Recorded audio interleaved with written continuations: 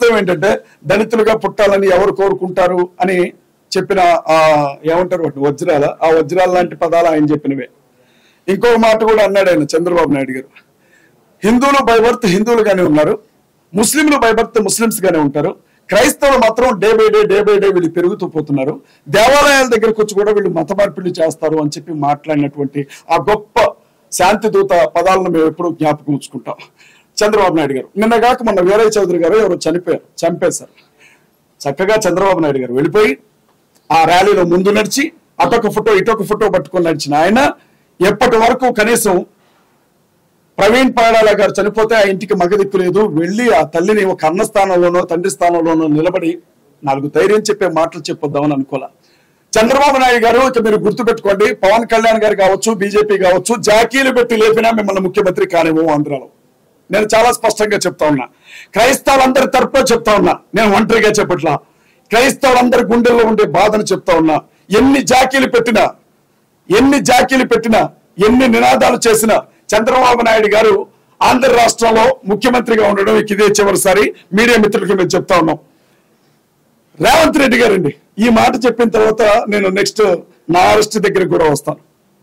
రేవంత్ రెడ్డి గారు మన చిలకూరు బాలాజీ టెంపుల్ చాలా ఫేమస్ కదండి, వేసాల దేవుడు అని అంటారు ఆయన. ఆ టెంపుల్ పూజారి గారిని వీర రాఘవరెడ్డి ఆయన పేరేదో ఉంది, ఆయన పట్టుకొని కొడితే ప్రతిపక్షాలు కదిలాయి, అధికార పక్షాలు కదిలాయి, కేసులు నమోదు చేశారు, అరెస్ట్ చేశారు. రేవంత్ రెడ్డి గారు ఫోన్లో మాట్లాడారు, మీరు భయపడకండి రంగరాజన్ గారు, నేను మీకు తోడుగా ఉన్నాను అని చెప్పారు. నేను కాంగ్రెస్ పార్టీలో ప్రచార కమిటీ స్టేట్ కోఆర్డినేటర్ గా ఉన్నానండి, ఇప్పుడు కూడా ప్రజెంట్ కూడా. ఇంకా నేను రాజీనామా చేయలేదు, ఈ వేదిక మీద నేను దాన్ని ప్రకటించబోతున్నాను.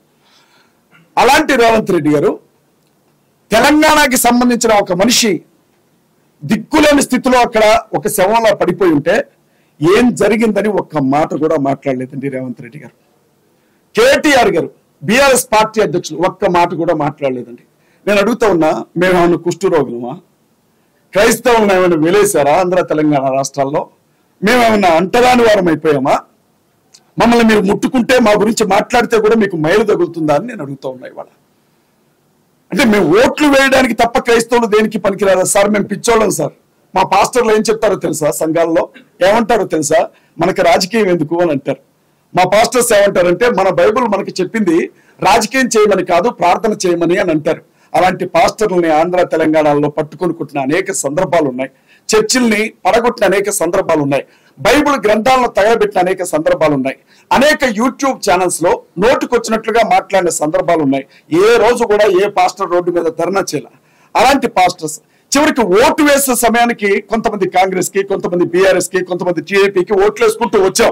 మేము మా పార్టీలు అనుకున్నాం, కానీ పార్టీలన్నీ కూడా క్రైస్తవ విషయానికి వచ్చేసరికి మీరు దేనికి పనికిరాని చెత్త నా కొడుకులరా, మీకోసం మాట్లాడడానికి ఇక్కడ ఎవరూ లేరు, మీరు అనాథ నా కొడుకులరా అని మా క్రైస్తవుని అవమానించాయి ఆంధ్ర తెలంగాణ పార్టీలు.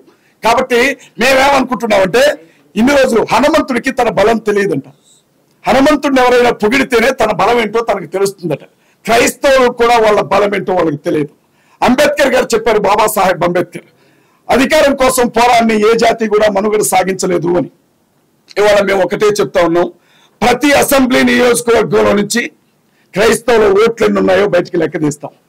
ఆంధ్రాలో, తెలంగాణలో క్రైస్తవుల ఓటింగ్ పర్సంటేజ్ ఎంత ఉందో లెక్క తీస్తాం. మా ఓట్లు మీకు వద్దు కదా, 2% ఓడిపోయిన జగన్మోహన్ రెడ్డి గారు జ్ఞాపకం చేసుకోవాలి. మా ఓట్లు మీకు వద్దు కదా, జస్ట్ 1% ఓడిపోయిన ఎమ్మెల్యేలు జ్ఞాపకం చేసుకోవాలి. ప్రతి నియోజకవర్గంలో ఉన్నటువంటి మా క్రిస్టియన్ ఓట్స్ అన్నింటినీ బయటికి తీస్తాం. ప్రజాస్వామ్యవాదులైన హిందువులకు ఏం జరుగుతుందో చెప్తాం. ఇప్పటికీ కూడా నోట్లో మూత్రాలు పోయబడుతూ అవమానించబడుతున్న దళితులకు ఏం జరుగుతుందో చెప్తాం. భారతదేశంలో పుట్టినంత మాత్రాన ఈ దేశ భక్తి ఉండదు, భారతదేశంలో పుట్టినంత మాత్రాన వీళ్ళు ఈ దేశ ప్రజలు కారు, వీళ్ళు ఎప్పుడు పాకిస్తాన్కే వస్తాదు పలుకుతారు అని మాట్లాడుతున్న ముస్లిం సహోదరులు కూడా కలుపుకుంటాం. రాబోయే ఎన్నికల్లో తప్పనిసరిగా మమ్మల్ని తొక్కిపట్టిన ఈ రాజకీయ పార్టీలను తొక్కిపట్టి నరం వేస్తాం. అది చెప్పడానికి ప్రెస్ మీట్ ఏర్పాటు చేస్తాం. ఎట్టి పరిస్థితుల్లో వదిలిపెట్టే రాజకీయ పార్టీ. మీరు అనుకోవచ్చు, ఇది సాధ్యమైన రాజకీయం అంటే డబ్బుతో కూడుకుంది, కులంతో కూడుకుంది, మతంతో కూడుకుంది, ప్రాంతంతో కూడుకుంది, ఇది సాధ్యమేనా అని మీరు అనొచ్చు. అయితే క్రైస్తవులు ఎప్పుడూ ఒక గీత వెనుకుంటారు. ఆ గీత దేవుని మాట, ఆ గీత దాటి ముందుకు రారు. ప్రవీణ్ పగడాల గారి మరణం తర్వాత రాజకీయ పార్టీలు వేసిన ఎత్తులన్నీ చూసిన తర్వాత ఆ గీత తెగింది క్రైస్తవ సమాజానికి. ఇప్పుడు ఏమంటున్నారు తెలుసా? పాస్టర్స్ అంటున్నారు మేము పోటీ చేస్తాం రాబోయే సర్పంచ్ ఎన్నికల్లో, పాస్టర్స్ చెప్తున్నారు మేము పోటీ చేస్తాం రాబోయే ఎమ్మెల్యే ఎన్నికల్లో. మా ఓటు, ఒక్క ఓటు ఈ రాజకీయ పార్టీలకు పడ్డా మేము వ్యభిచారం చేసినట్లే. ఒక్క ఓటు కూడా ఆంధ్ర తెలంగాణలో వాళ్ళకి పడలేమో, ఎట్టి పరిస్థితుల్లో వాళ్ళకి మా సపోర్ట్ దొరకదు అని చెప్తున్నారు. యునైట్ చేస్తాం ఖచ్చితంగా. ఇంకొక విషయం చెప్తాను, అవి చెప్పనా? నన్ను అరెస్ట్ చేసిన విషయం మీ అందరికీ తెలుసు. మీకు చాలా అనుమానాలు ఉంటాయి, మీరు నన్ను చాలా ప్రశ్నలు అడుగుదామని ఫిక్స్ అయిపోయి ఉంటారు. ఆల్రెడీ మేనిఫెస్టో తయారై ఉంటుంది మీ దగ్గర, నాకు తెలుసు ఆ విషయం. నన్ను ఎందుకు అరెస్ట్ చేశారో చెప్తాను. ఫస్ట్ అరెస్ట్ చేయొచ్చో లేదో తర్వాత సంగతి. ఒక యూట్యూబ్ ఛానల్లో డిస్కషన్ జరుగుతుంది. రాధా మనోహర్ దాస్ అనే ఒక వ్యక్తి బైబిల్ గ్రంథాన్ని బొకరా బైబిల్ అన్నాడు. నేను ఈ పదాలు ఉపయోగించకూడదు, నన్ను క్షమించండి. అదే బైబిల్ గ్రంథాన్ని, అమ్మ ఆడబిడ్డలు ఉన్నారు నన్ను మన్నించండి, మీ బ్రదర్ అనుకోండి, లంజల పుస్తకం అన్నాడు బైబిల్ గ్రంథాన్ని. అదే బైబిల్ గ్రంథంలో ఉండే మరీని యేసుక్రీస్తు ప్రభు తల్లి, మీ ఫ్యామిలీ వదులుతారా? మేము వస్తాం ఖచ్చితంగా, మేము వస్తాం సార్ ఖచ్చితంగా. ఒకవేళ ఆ కేసుని ఒక అమ్మాయి దగ్గరికి వెళ్ళి తెచ్చారు అని మూసినా మేము వస్తాం మాట్లాడడానికి. రెచ్చగొట్టం ఇది. డిఫరెన్స్ ఏమన్నా ఉంటే చెప్పండి నాకు, కొంచెం అర్థం చెప్తాను సార్. సార్ సార్ తల్లి ఒక్క నిమిషం, ఒక ప్రశ్న అన్నా, ఒక్క విషయం. కోర్టులను మాత్రమే నమ్ముతున్నాం. కోర్టుల మీద మాకు పూర్తి నమ్మకం ఉంది. న్యాయ వ్యవస్థ మీద మాకు పూర్తి నమ్మకం ఉంది. న్యాయవాదిని నమ్ముతాం, కోర్టులో పనిచేసే క్లర్క్ను కూడా నమ్ముతాం సార్. మేము ఈ దేశం ఈ రోజు ఇలా ఉంది అంటే దానికి రెండే కారణం, ఒకటి రాజ్యాంగం, రెండవది న్యాయ వ్యవస్థ. మేము బలంగా నమ్ముతున్నాం. ఎవరు ఆంధ్ర కోర్టులో కేసేసాం సార్. కేఏపాల్ గారు కేసేశారు. ఆగస్టు నెలలో మళ్ళీ దానికి సంబంధించిన హీరింగ్ ఉంది. ఓడిపోయారని మీరు ఎలా చెప్తారు? జైలు దగ్గరికి వెళ్ళి వచ్చాక ఏం నేర్చుకున్నారని అన్నారు. నాకు జైలు జీవితం చాలా నేర్పింది సార్. ఒక్కసారి జైలుకి వెళ్ళినా, ఒక్కసారి చావు బ్రతుకుల మధ్య హాస్పిటల్కి వెళ్ళినా చాలా విషయాలు తెలుస్తాయి సార్. చాలా విషయాలు అర్థమవుతాయి. అప్పుడు ఏం తెలిసింది అని అంటే సార్, సైనింగ్ అథారిటీ లేని వాడు ఎంత గొప్పోడైనా సరే వాడి బతుకు కుక్క బతికే భారతదేశం అని నేర్చుకున్నాను నేను. సంతకం పెట్టే స్థానంలో మన వాళ్ళు ఉండాలి, సంతకం పెట్టే స్థానంలో మన వాళ్ళు ఉండాలి. అలా లేకపోతే మనకు న్యాయం జరగదు అని నేర్చుకున్నాను నేను. అధికారులు అన్యాయం చేసిన ఎదురు తిరిగి ప్రశ్నించడానికి మన శక్తి సరిపోదు అని నేర్చుకున్నాను నేను. పవర్ అంతా ఎక్కడుందో ఆ వైపుకి అడుగులు వేయాలి అని నేర్చుకున్నాను నేను. సమస్యకి అదే పరిష్కారం అని నేర్చుకున్నాను నేను. ఇంకేమంటారు? చంద్రబాబు నాయుడు గారు 5 నెలలు జైల్లో ఉన్నారు సార్. నెక్స్ట్ ఏమయ్యారు? జగన్మోహన్ రెడ్డి గారు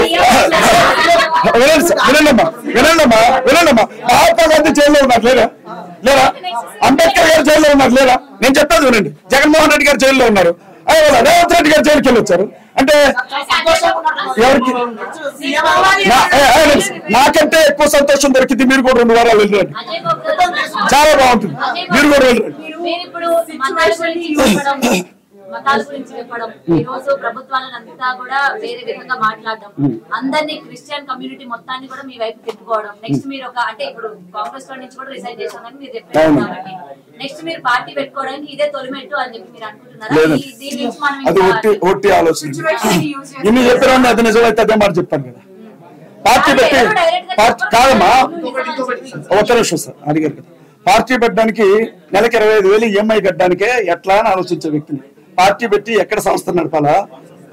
నాకు బాగా ఇస్తారమ్మా. మీరు కూడా క్రైస్తవులందరూ ఫండ్స్ ఇస్తారు. మీరు కూడా ఇమీడియట్ గా క్రైస్తవుల తరఫున మాట్లాడండి, అకౌంట్ ఒకటి ఓపెన్ చేయండి, కావాల్సిన తరఫు.